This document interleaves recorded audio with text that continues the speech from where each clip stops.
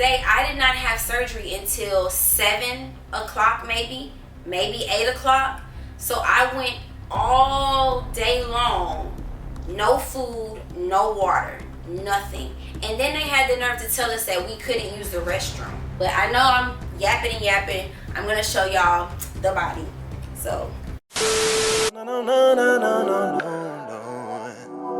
when I put it down, all it takes is one call, and you know I'm in route, and I'ma turn you out, baby. When I put it down, I've been sipping on some here. She just had a fifth of gin, now we about to get it in, shawty. When I put it. What's up, everybody? It's your girl, the Ebony B. Period. So I know it's been a minute since I've actually shared a part of my mommy makeover journey, but I officially hit 15 days post-op. Yay. So that is a day over 2 weeks post-op. So just wanted to give you guys a real honest review of, like, you know, my surgery center where I went to, because I never really just put it all together. And then also I want to let you guys see what the body is looking like. So first off, before we get into it, make sure you like, share, and subscribe. Tap that notification bell, send everybody our way. Tell them we the next up because we the best up, and that's on E&D Gang. Well, I'm sorry, I'll be doing my intro for the couples channel, but yes. So, and if you hadn't realized, this was the Evan Drew 2.0 channel, but I'm taking over so I can share my journey, okay? And then we'll be back posting couple stuff on the original Evan Drew couples channel. So, okay, so first off, I just want to let everybody know where I went. I went to Seduction Cosmetics in Miami, Florida, and my doctor's name is Dr. Gary Burton, and my surgery was May 25th of this year, so 2 weeks and a day ago. So honestly, what I can say about Seduction Cosmetics is that the doctors are awesome. The reason why people go there is for the doctor's work. My doctor did an amazing job. I really like what he did. He was very friendly, very family oriented. He made me feel comfortable when I did get to meet him. You can tell that he did extra for me because I was only supposed to get a tummy tuck, breast implants, and then 2 lipo areas. But it looks like I had like a roll like right here. He got that's gone. And then also right here is a lot smaller. So he really went the extra mile for me, and I appreciate that. So the downside to going to a place like Seduction Cosmetics is it's literally a surgery center. It's like, boom, we don't really care too much about y'all as far as the staff is concerned. Just come, pay your money, get your surgery, come back for your massages or whatever, your post-op, and we're done with you. I didn't feel like I got enough education on my surgery and what it is that I should be doing. I know, you know, to do the massages, to get massages and stuff like that. That was said. But as far as like the support, I just feel like the support isn't really there because, one, that's the downside of having surgery outside of your state. Like, I'm in Florida. I went to Florida. I live in Houston, Texas. So if I have a question or I need my doctor to take a look at something, he's not going to do it. You know what I mean? Like, it's just a one and done. Wham, bam, thank you, ma'am. When you go to surgery centers like Seduction Cosmetics or in Miami or just outside of where you live at. So I didn't really like the way I was treated. There were a lot of people that were really just kind of rude. And if you went to Seduction Cosmetics, you know that some of the girls at the front desk are rude. The girl, Brittany, who was in charge of my labs, like, I feel like she was very rude.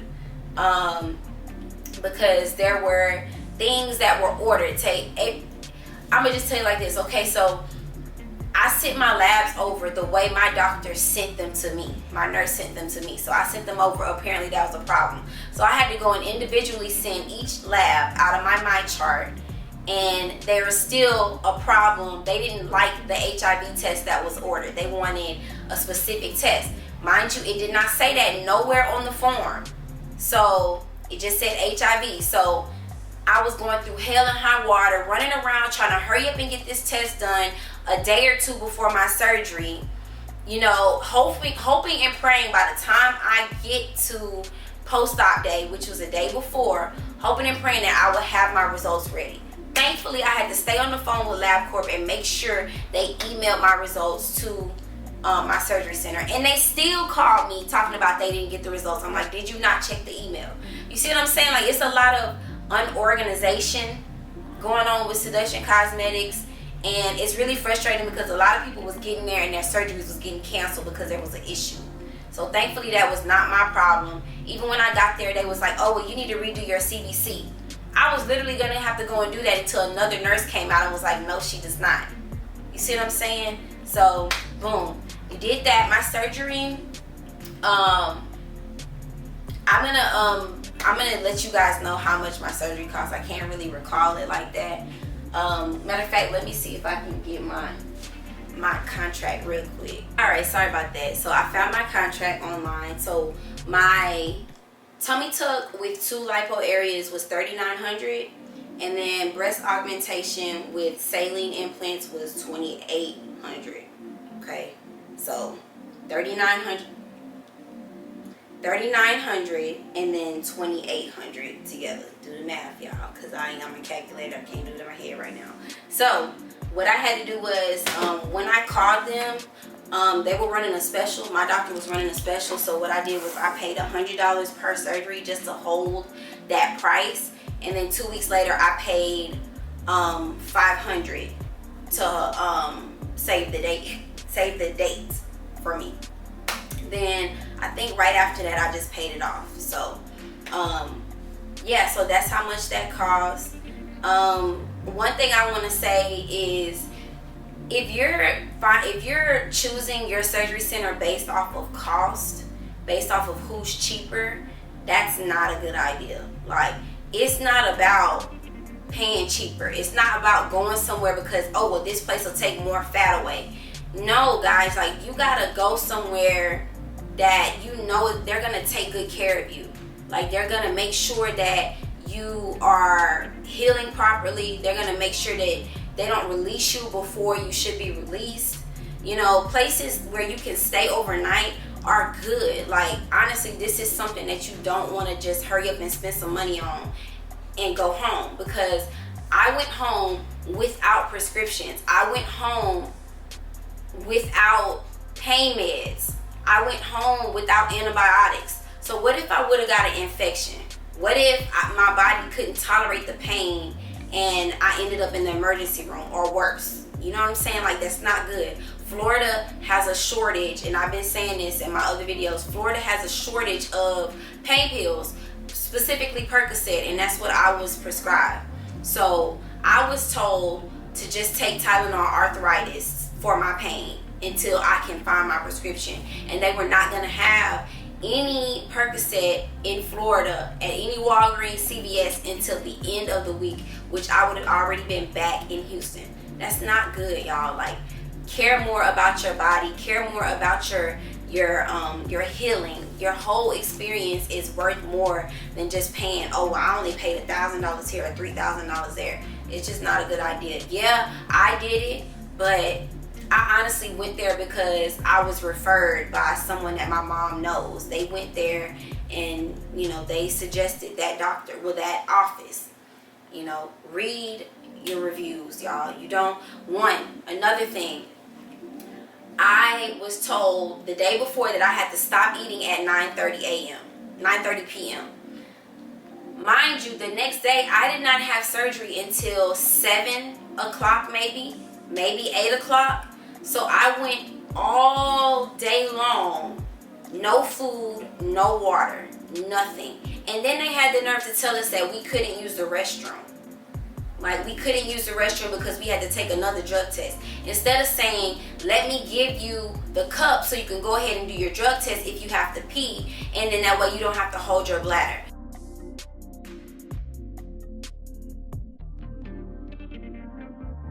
Y'all, I don't know how I made it through that whole day.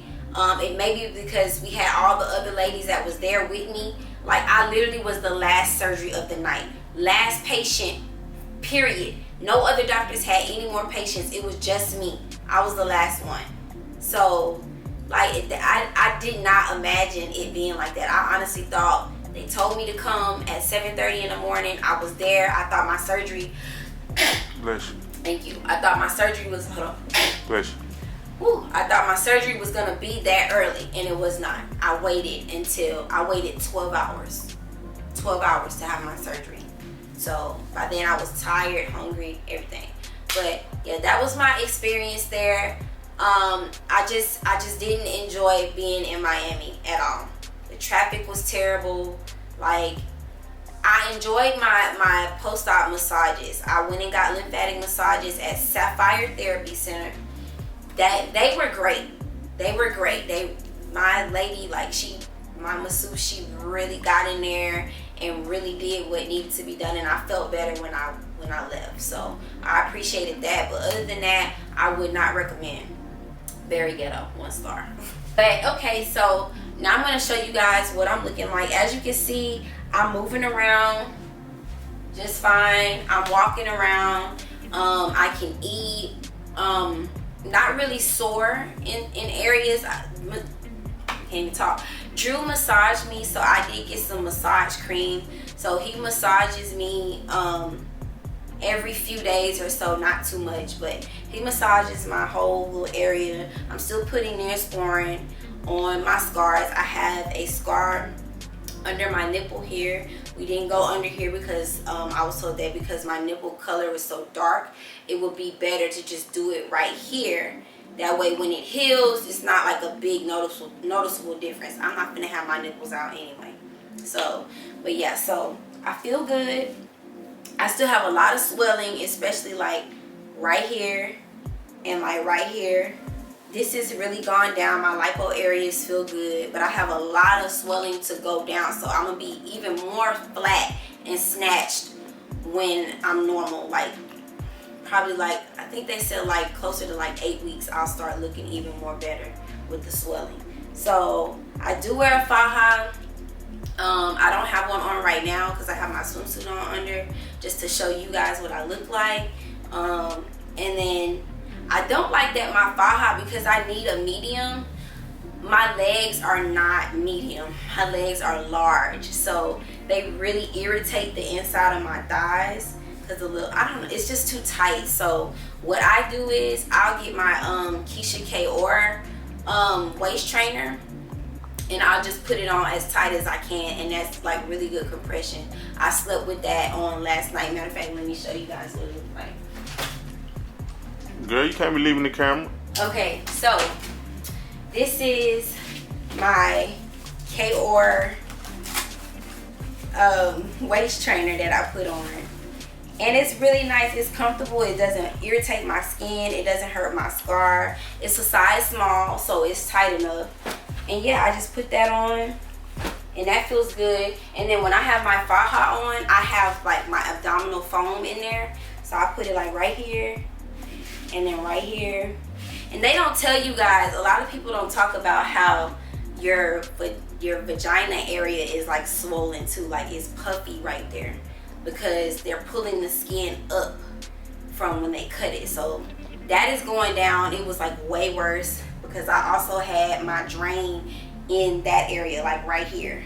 So I'm gonna show you my faja that I bought, and I actually had to cut it which is crazy. Don't mind the straps because I had to like finesse the game when I had on my dress yesterday. But yeah, it's the kind that zips. So as you can see, I kind of had to cut the seams on the inside and on here because it's just too tight on my legs. Like, so I honestly I'll be putting this on. I started putting that on last night. But one thing I noticed is at the end of the day, I'm swollen. Like if I'm doing too much, like last night when I got home, I was so swollen, even with compression. Like, and that's just what happens, and I did expect that. So that's gonna get better as time goes on. But I know I'm yapping and yapping. I'm gonna show y'all the body. So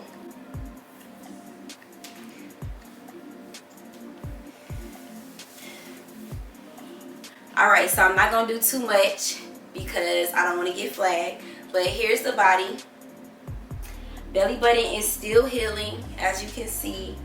You can't even see my scar when I put on swimsuit bottoms. This is just a regular cut. This is, I don't know when the last time I was able to wear a size medium, low cut bikini bottom. Like, it has to be like 11 years ago. How you feel? I feel good. Like, I feel like I'm myself again. Like, one thing about it, I know I got really depressed after I had my first son. He was 8 pounds 8 ounces, and he literally split my muscles because my belly hung low and it was out, and he was really big. So, and I had another baby that was almost 9 pounds. So, and then my other 2 babies, they were small, 7 pounds and 6 pounds. But yeah, it really did some damage. So I had to get a repair from here on down. I like that this is actually what my belly button, it's not a surgery. You know them ugly surgery belly buttons? Like, I don't have one of those. So once my stitches, you can see they're still kind of hanging there. Once they completely dissolve, which I was told like 3 weeks, so that's another week.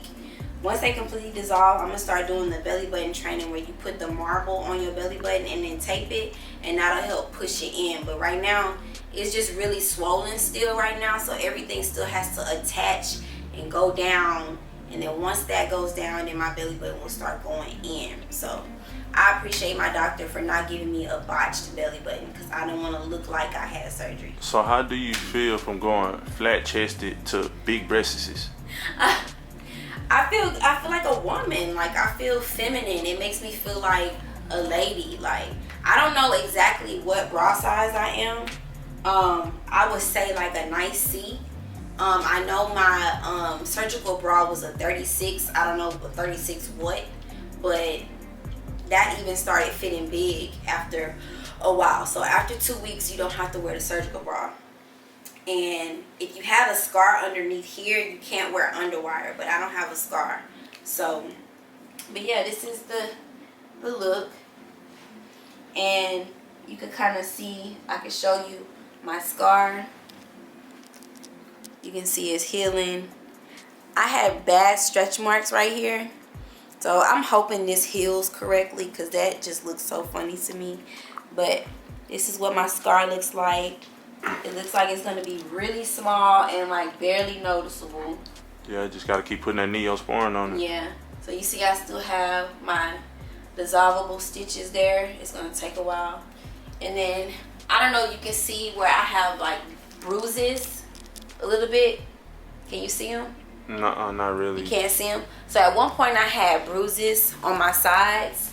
And that's where I had... Yeah, right there you can see it. You can see it? Yeah, a little bit. So that's where I had lipo. So lipo does cause the skin to bruise, but it's getting better. And also there's something that people need to know about too. I have seroma. And what seroma is like a buildup of fluid. Seroma is the fluid that comes out in your drain. So when I got my drain taken out, and that's another bad experience too. When I got my drain taken out, it hadn't been draining for like a few days, and that is a sign that it could have been clogged. But I honestly was like, well, maybe I'm just not draining. So once I went to my post-op, they made me sit there for an hour, and there was literally nobody in the waiting room, so I didn't understand that. And then when I asked, you know, what's going on, well, I don't know. That's the kind of attitude they give you at Seduction Cosmetics. So once I got to the bag, he kind of, and it wasn't my doctor, it's a doctor I've never seen before. He cut my drain, and as soon as he cut it, well, before he cut it, I could kind of see like some dark blood like trying to come out. So once he cut it, it just splattered all over the floor. Like, it splattered all over the floor, and then it started kind of like leaking. So we had to hurry up and put a pad there. Like, it was just really messy. Like, I feel like he should have already had padding right there just in case it started to bleed. But anyway, so he did that. So I ended up having to like keep padding right there to keep it from bleeding all over the place. It eventually stopped. So, but what I noticed was I only had one drain, and that drain was on this side. So when he pulled it out, I only felt it come out on this side. So this side did not have a drain. So I don't know if you can see. Come close, babe. I don't know if you can see how that kind of moves a little bit. And this side doesn't. Yeah. This is called seroma. So at first, on Sunday is when I really noticed it. So Sunday, I told my mom, I was like, Mom, and she's a phlebotomist, and she's been doing it for a very, very, very long time, like maybe 20 years, 15, 20, I don't know, it's a long time. But I told her that I noticed the fluid, and I told her that I needed her to get a syringe and like an 18 gauge needle and some betadine so she could actually drain it for me. And I can't feel anything in this area where the fluid is at. I can't feel it. So what she did was, and she was scared as hell, but what she did was she cleaned it. She had to use a 22 gauge needle because she couldn't find 18. So that's a big needle. The bigger the number, the smaller the needle. So we used a 22 gauge, and it took her, she got about probably like 70 cc's of seroma out of me. So it was like when I would move it, it would move all the way up here. Like I could feel it moving up here. So I was told that it can take multiple times to drain. So what I'm gonna do is probably this weekend, I'm gonna go and let her drain it again. And once you get it drained, it's important to compress as tight as you can for as long as you can. You're not really supposed to be out of your faja or your compression at all. Only 1 hour a day just to bathe and put it back on. So that's literally how often I'm compressed all day long. I even sleep in mine. So she's gonna have to drain it one more time. It hasn't grown any bigger than what I have right here. So if it continues to come back, I have to go and get a drain inserted, like a different kind of drain, but I have to go and get it inserted. I don't want to have to do that, so I'm praying that it just does not come back. But I mean, I don't even know how to say otherwise why I got it besides there was no drain here. So it was probably just not properly draining over to this side to come out on this side. You know what I'm saying? So that's the only complication I've been having. I'm good. Like the boobs, they don't hurt. They actually have dropped some. They're not as swollen. At first they was like way up here, right, babe? Yeah. They was like They high. was up there, yeah. Yeah, so they're looking good. They itch sometimes because my skin is stretching. Like he said, I was flat chested. I wore a B, but I was like a droopy B. Like, you know, I breastfed 3 times, and then the last time I breastfed for 18 months. So as you can imagine, there was literally no definition here. It was just all low, and it really wasn't there. So, but yes, this is what I look like, guys. I really appreciate y'all for supporting me on my journey. I'm going to continue to show you guys how I'm feeling, maybe every 2 weeks or so. That way you guys can kind of get a look. But y'all see I'm moving around.